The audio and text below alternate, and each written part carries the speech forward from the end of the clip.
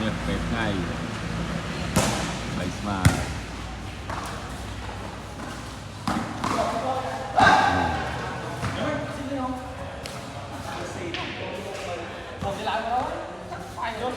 sao bánh ban lên à?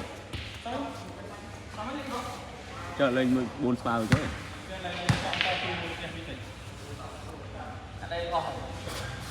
Đoạn pì spa đấy. Pì mùi cho thôi pì mùi. Hãy subscribe cho kênh Ghiền Mì Gõ để không bỏ lỡ những video hấp dẫn.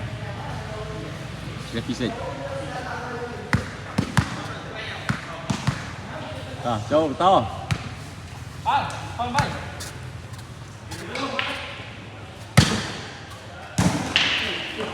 Quay đặt slam quá.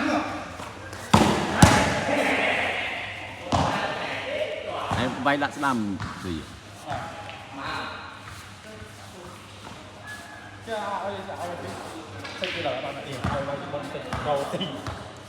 Xem thấy ấy.